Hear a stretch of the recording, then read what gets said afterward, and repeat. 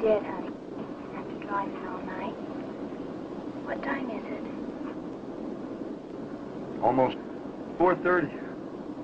Almost dawn. We should be home in another hour. This man's name is Martin Gordon. The lovely girl beside him is Brett, his bride of 2 wonderful weeks. It's late August.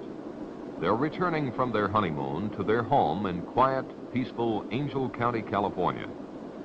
Martin's Uncle Ben is sheriff of Angel County, and Martin is his senior deputy.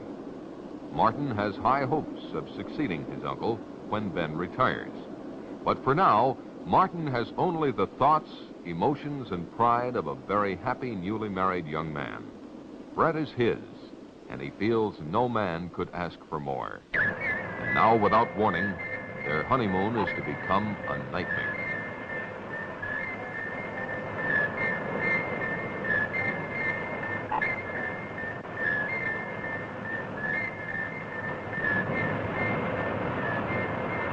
Neither Martin nor Brett saw the glowing rocket descend in the early morning skies. It was reported to the sheriff's office by Jeff, the county forest ranger. Jeff reported to Sheriff Ben that a plane had crashed near Willow Creek and that he was going out to investigate. Ben said he would join him as soon as possible. Barney, Ben's junior deputy, was to summon medical aid and to see if he could rouse someone at the Air Authority in San Francisco.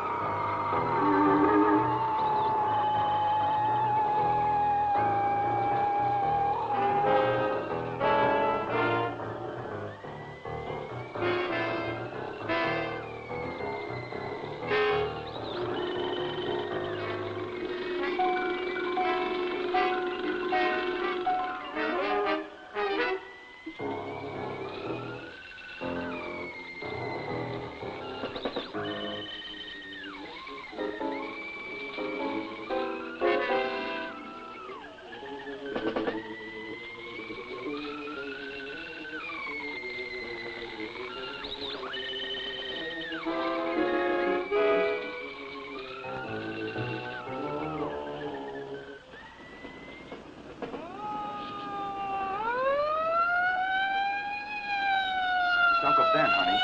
Must be an accident or something.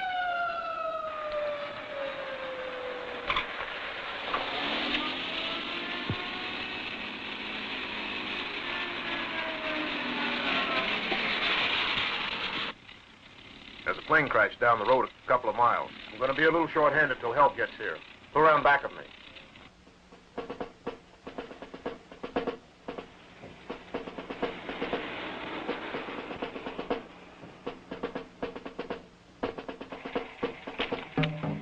Come along, both of you.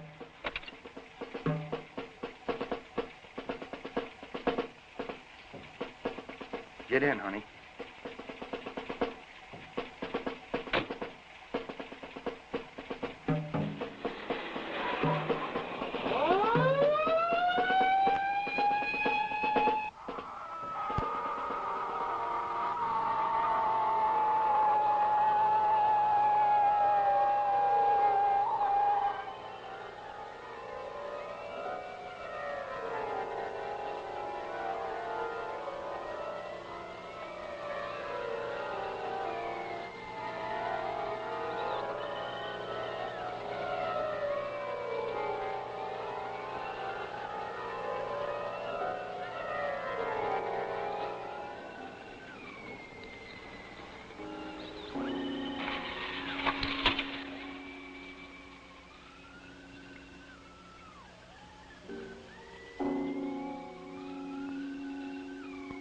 At the location of the crash, they discovered Jeff's truck, but Jeff himself was not around. They proceeded with their investigation.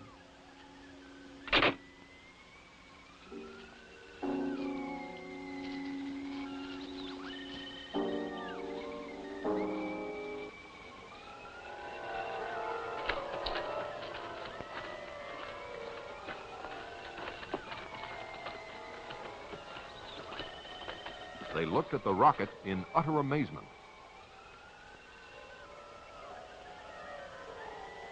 A puzzled Ben finally asked Martin what he made of the craft.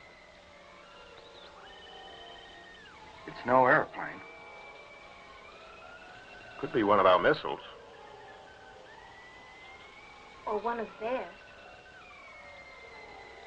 You could be right, honey. Don't think we have anything this big.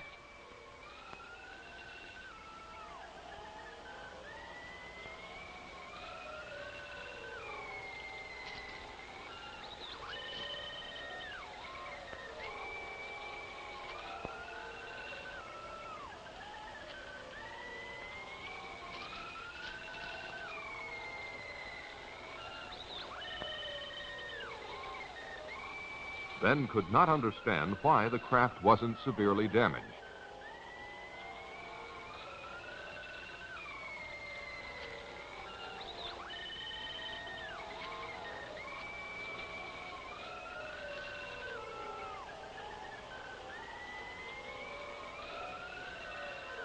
This hat belongs to Jeff Peters. Jeff! Jeff! Jeff, are you in there? Martin, go back to my car and get my flashlight.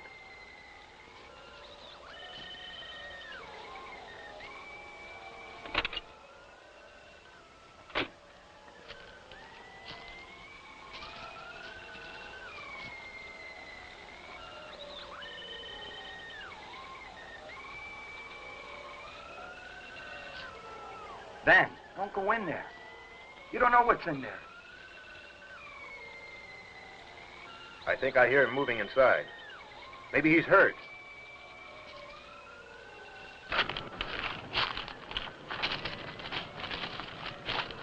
Ben, please don't.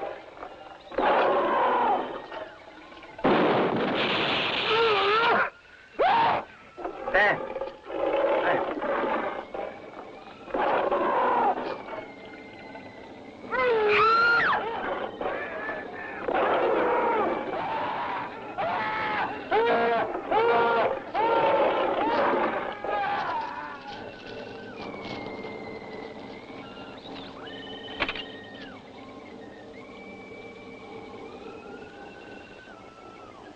Car 1, calling in. Car 1, calling in.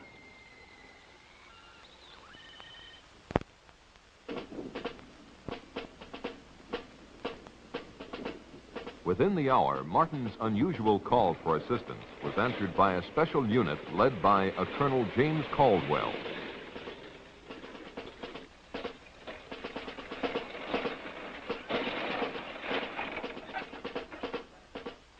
Let's get going. Let's go. Let's go. Move it over. Let's get going. Let's go. All right, back on the truck. Let's go.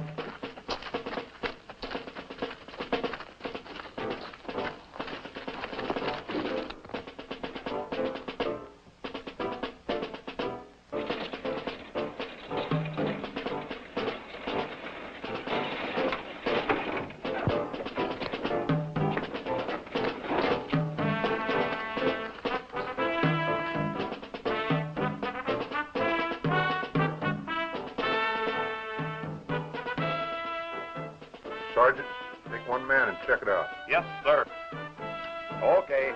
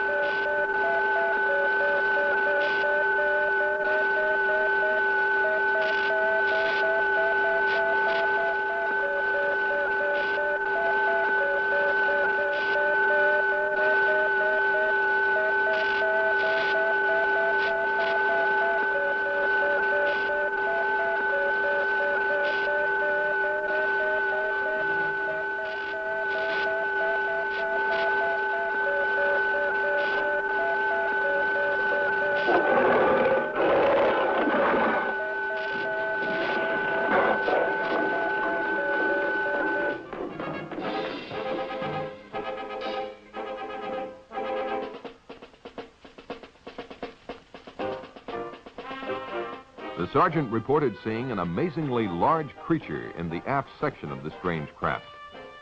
He further reported that it was secured by a kind of metal harness, but that the creature could still move around somewhat, and for that reason they had not gotten too close to it. There was no trace of either Ben or Jeff. The colonel ordered continuous guard duty around the spaceship and decided to set up a temporary military headquarters at the sheriff's office in town.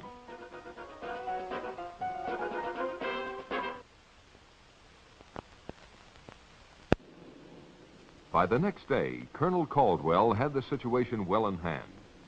He had called Washington and received his orders from the highest possible authority.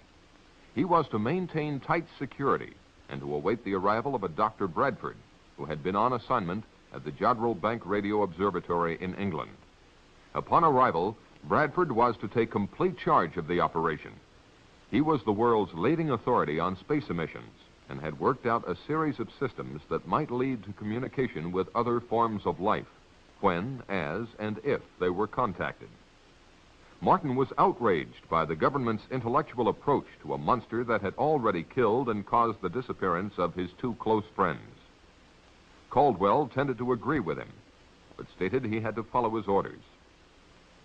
One of those orders was to suppress the news of the death of Ben and Jeff.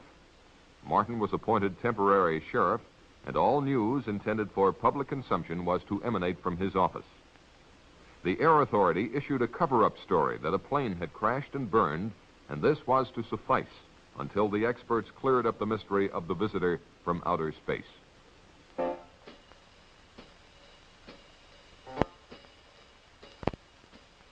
In a remote section of the county, the first of a series of tragedies took place. Tragedies that would have been avoided had the public been warned.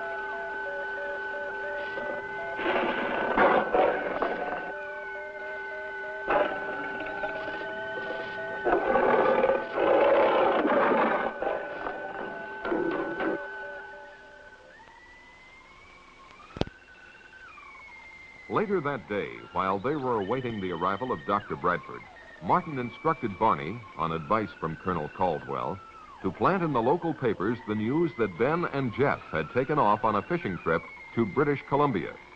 The colonel had impressed the bereaved families with the necessity of maintaining secrecy, and these brave relatives had agreed.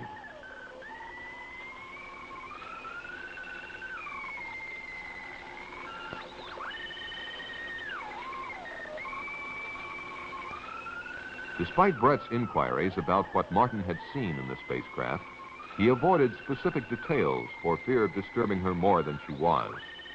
If the truth were known, Martin was more than a little disturbed himself. Shortly thereafter, Dr. Bradford arrived. He was a much younger man than one would imagine him to be. Martin, I'd like for you to meet Dr. Bradford. I've heard a lot about you from the colonel. Well, nothing bad, I trust. Martin and his wife were in the original party that found the fallen craft. I was sorry to hear about your uncle. It's a tough break. I hope you're feeling better. Yes, thank you. A couple hours of sleep did a world of good. Bradford thanked the colonel for his assistance and then asked to speak to Martin. Bradford questioned Martin about everything that had transpired. Martin did his best to recall everything in precise detail, but really didn't have much for him. The two soldiers that entered the rocket earlier had been summoned, and Bradford hoped to learn more from them. The doctor himself would not enter the rocket until the arrival of certain equipment. From his discussion, it was apparent that the doctor considered this situation a magnificent opportunity for mankind. He felt that if he could communicate with the creature, it might be possible to advance human knowledge by years or even centuries. The spaceship alone signified an intellectual development far in advance of anything on Earth. When Martin asked him how he intended to protect himself from the creature, Bradford said not to worry, that he hadn't come here to be victimized either by his own or the creature's fears.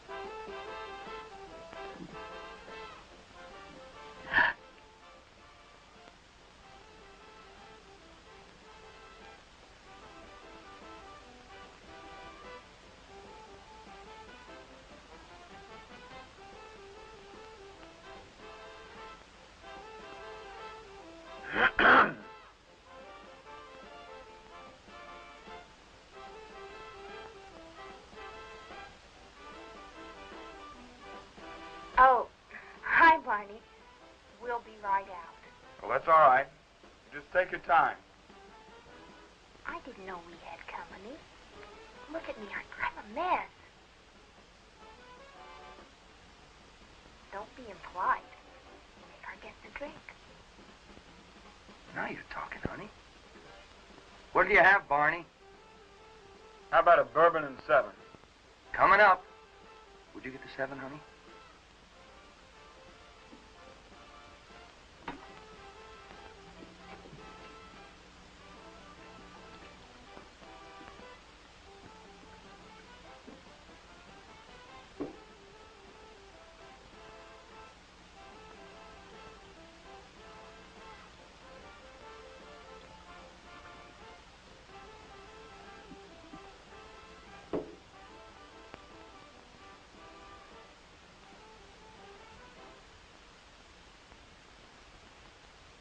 Barney, you should try marriage. It would do wonders for you.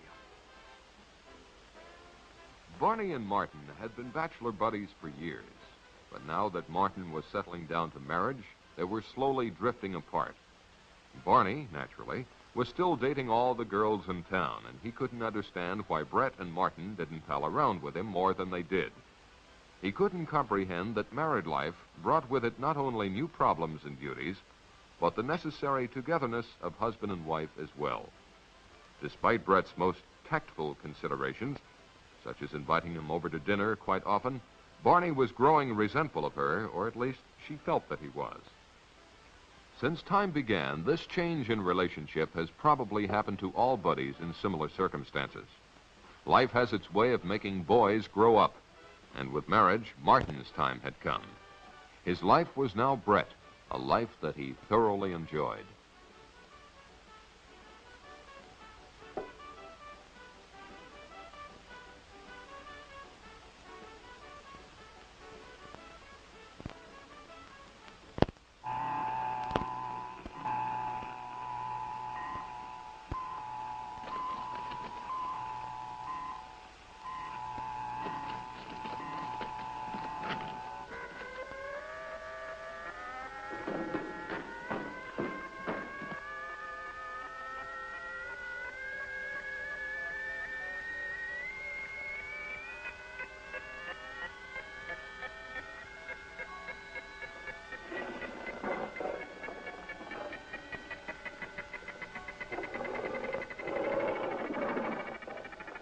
Bye, honey. The next morning, Betty Johnson, as usual, blew a goodbye kiss to her husband, but for the last time.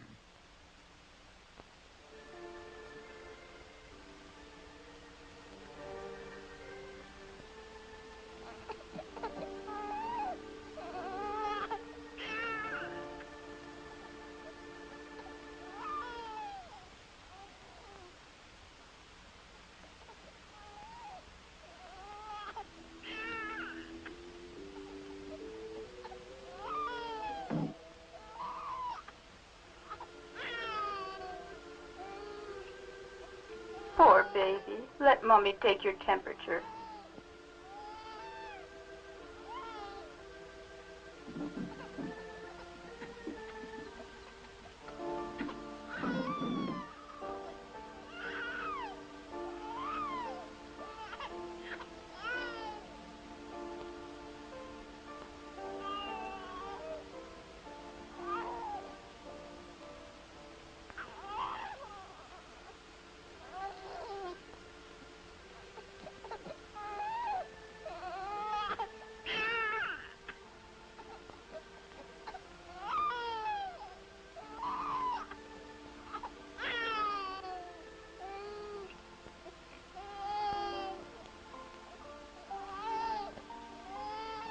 Poor baby. You'll feel better soon.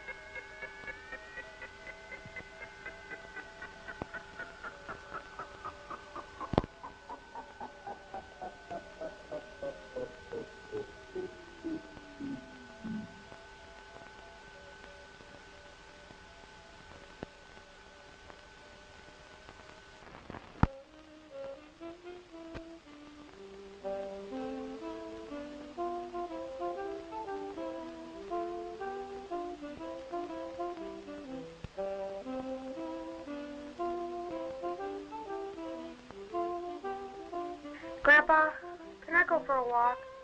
All right, but stay close by.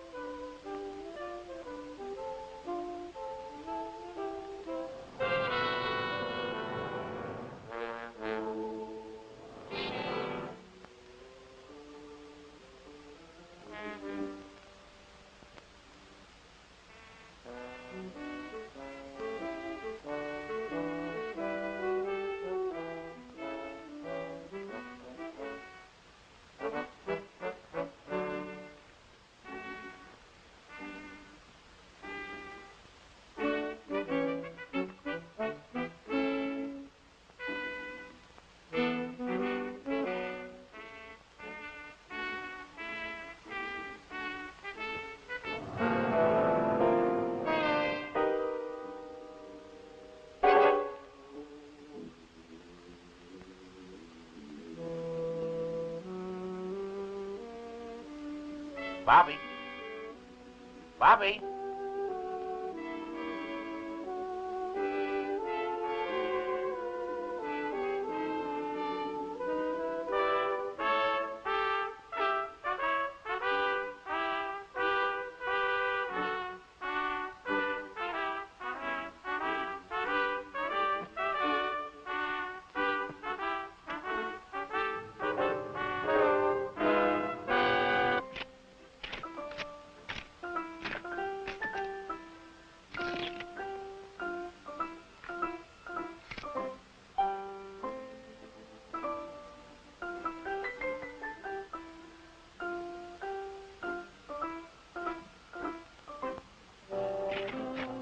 Bobby!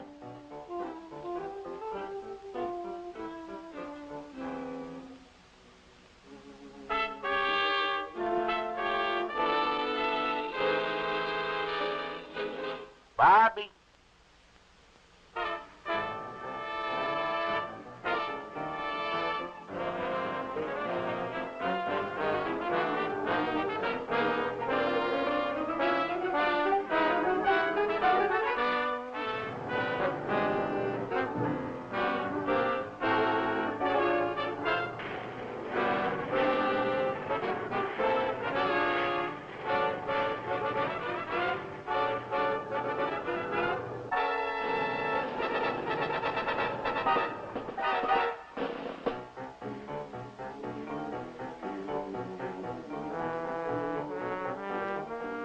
Bobby!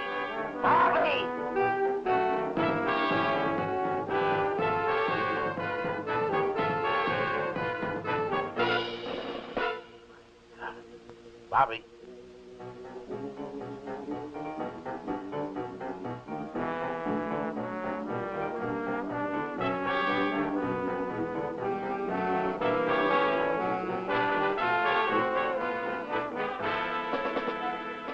Bobby.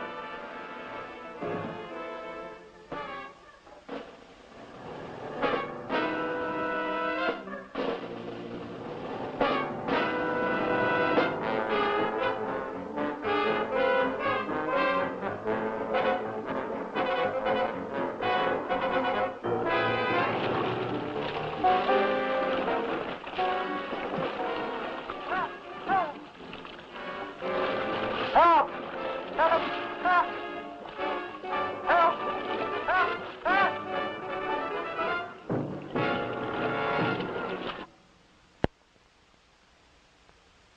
Within 48 hours, Dr. Bradford had closely examined the creature and the spaceship and reached a number of conclusions. He was sure the creature had come from beyond our solar system because it adapted to our environment so quickly, and no planet or dead star near us has conditions similar to the Earth. Of special interest to him was the hull of the ship. It was composed of an alloy unlike anything human science had ever encountered. The doctor had run a number of tests on the metal, but its molecular structure remained a mystery. Because there was no food on board, Bradford presumed the creature had been in a state of suspended animation, particularly because it had survived the trials of re-entry and impact without apparent harm. So far, he had no success in communicating with it, but he had not yet exhausted all possibilities. On a more subjective basis, he had the curious feeling that the creature did not want to communicate with him. Such a confession on the part of this eminent scientist made Martin feel quite apprehensive.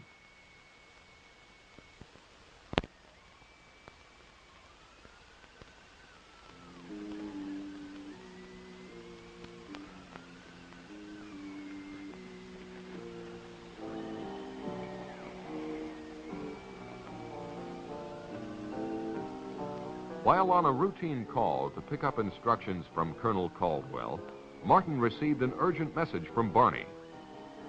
Barney was at Willow Creek. He had responded to a phone call from a frantic Mrs. Brown. Her husband and grandson had gone fishing and were long overdue. Barney was instructed to organize a search party locally and to report the results to Martin. Because of security regulations, he was not to come near the area of the spacecraft. Martin said he would join Barney later if he could.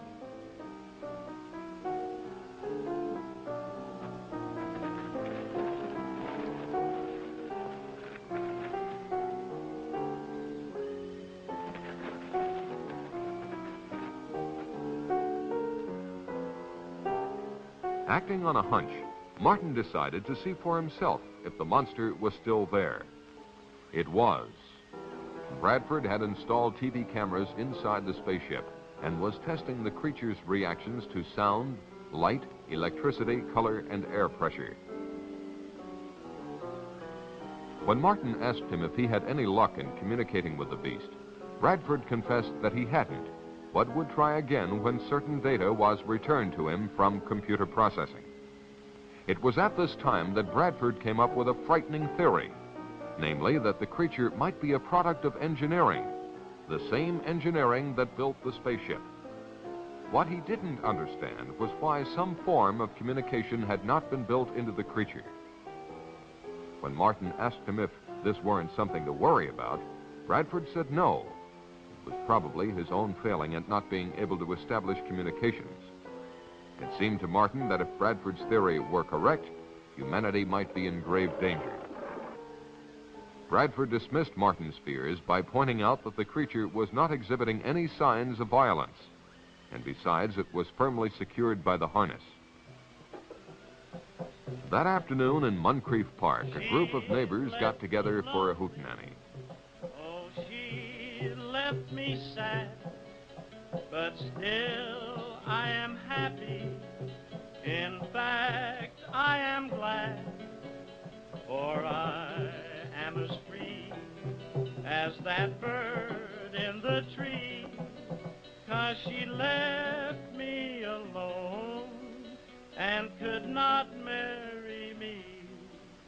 I said that I loved her and would till I died.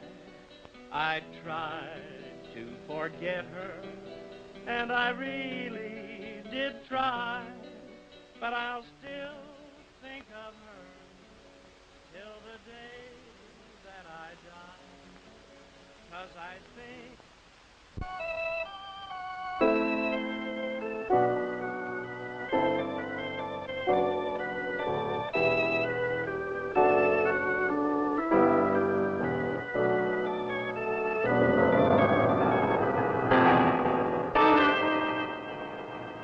What is it?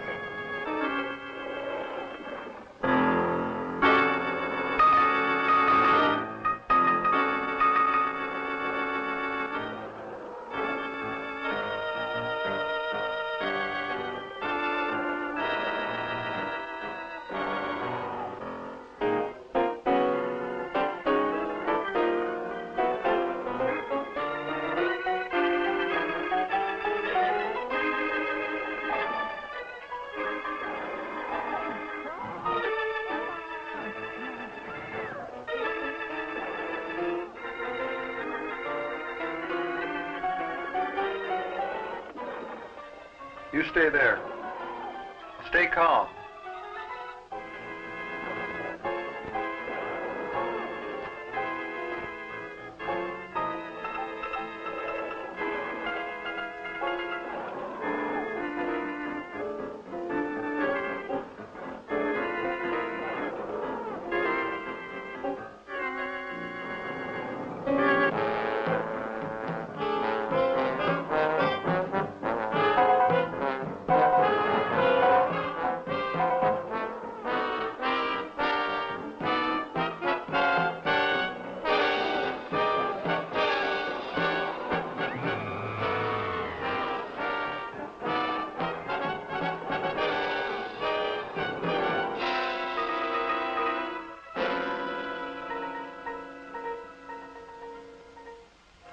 In response to a multiple missing persons report, Martin and Barney searched the countryside for the group of picnickers. The only trace they found of them was the remains of a guitar one of them carried. This wholesale disappearance of a large group of people, coupled with earlier missing persons reports, led Martin to only one conclusion. There must be another monster, and it was on the loose.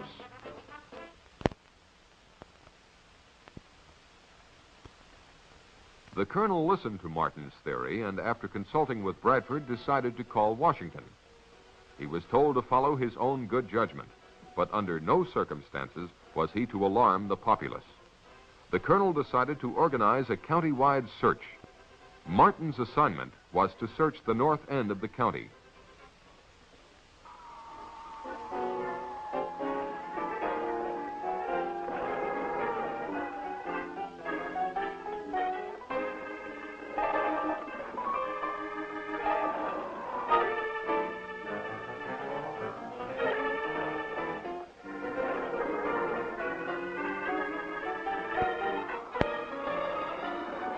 While Martin and Brett were engaged by the search, the monster was moving toward the community dance hall.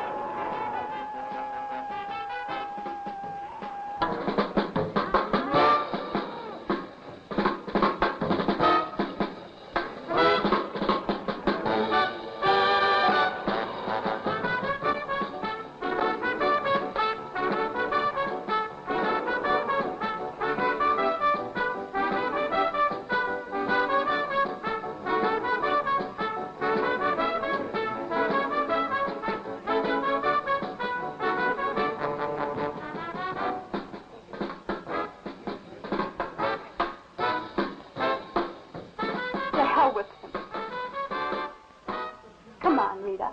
I've had enough of that guy.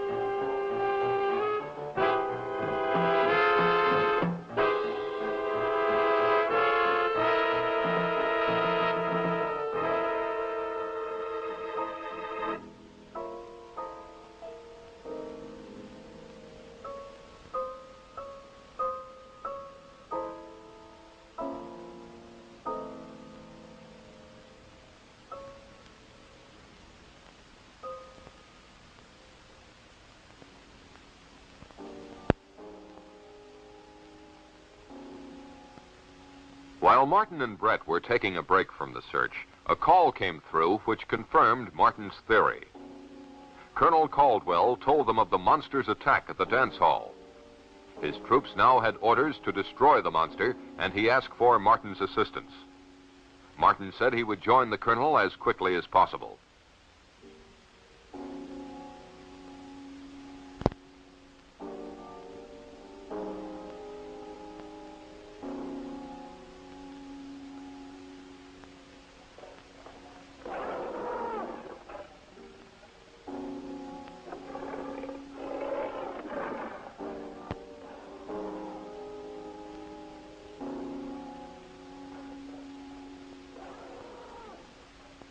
The monster next appeared in Lover's Lane. Anyone who experienced that catastrophe and survived would never go there again.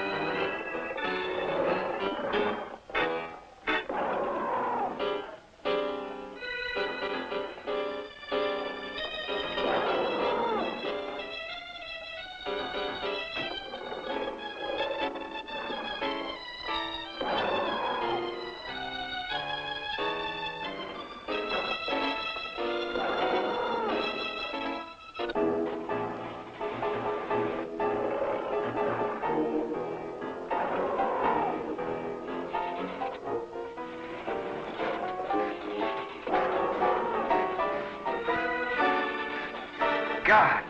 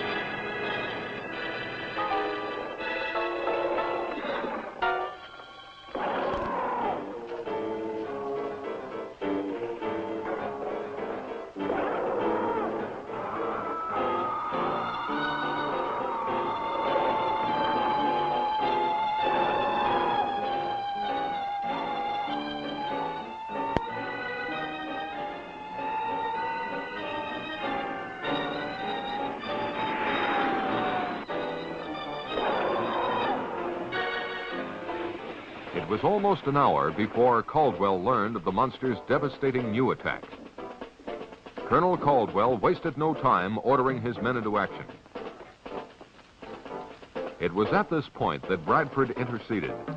He demanded that the monster be taken alive at all costs. The colonel's protests about the dead and missing made no impression on Bradford. Caldwell conceded to the point of assuring Bradford that they would not destroy the monster if they could avoid it.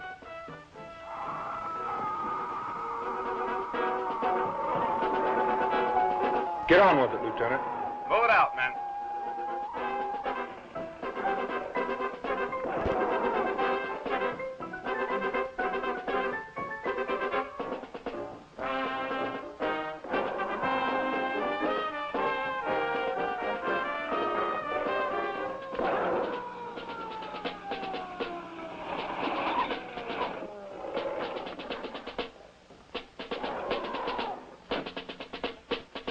When Martin's party arrived and offered to help, the colonel told them enough lives were being endangered. They were to be part of the second line of defense, to be used only if necessary.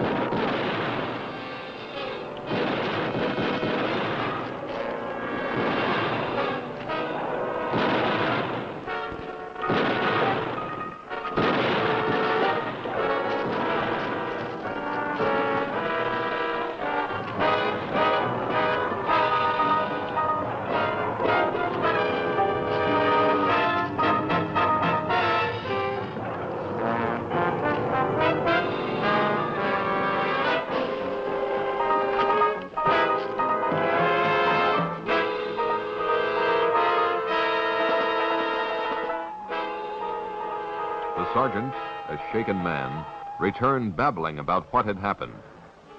Caldwell, realizing the full danger of the situation, decided he had only one means left to stop the monster: grenades.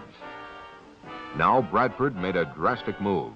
Acting on his superior authority, he forbade Caldwell to destroy the creature. The colonel, more concerned with saving human lives than advancing science, told Bradford to go to hell. Get out of my way.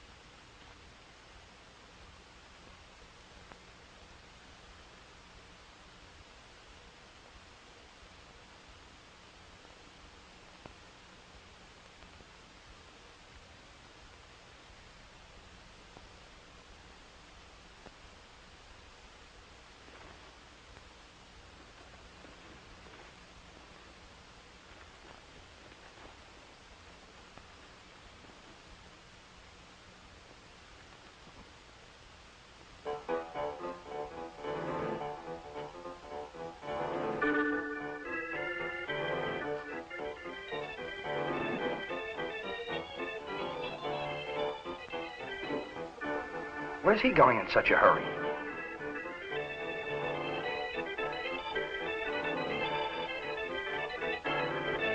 Maybe you'd better follow him. He may need help. You go ahead, Mark. I'll stay with Carl.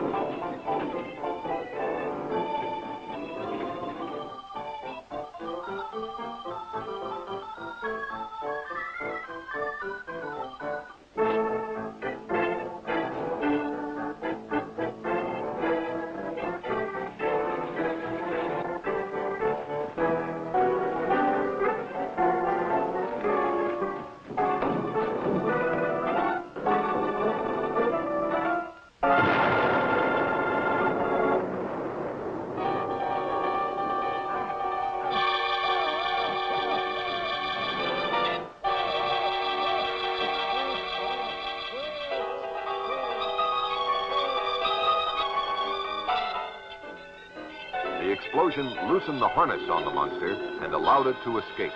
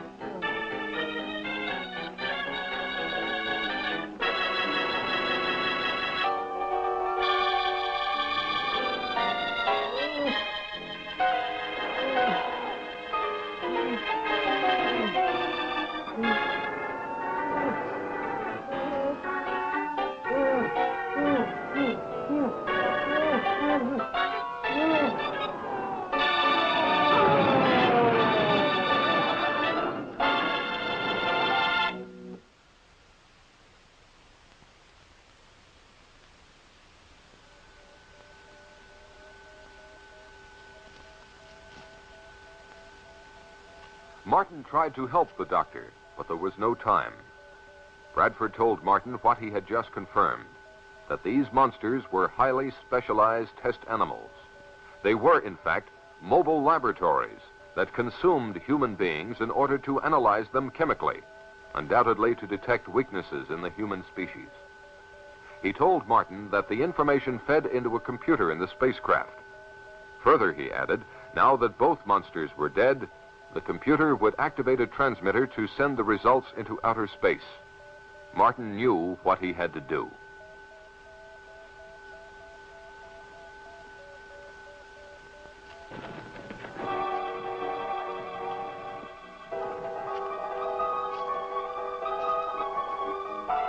As Martin entered the spaceship, he heard the transmitter generator kick on.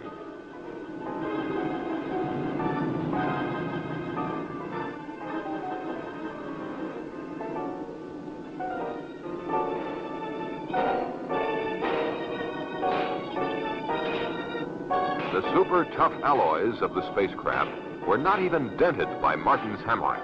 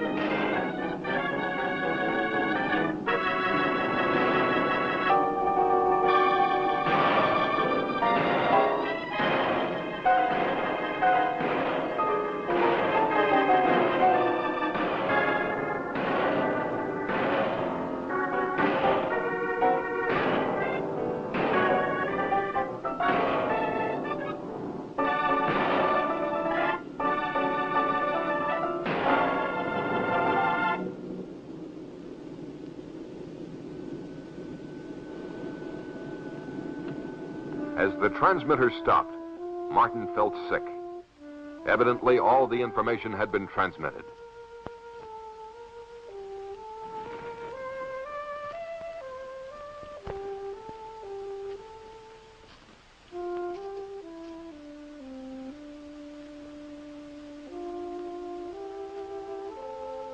On Martin's return, he confessed his failure.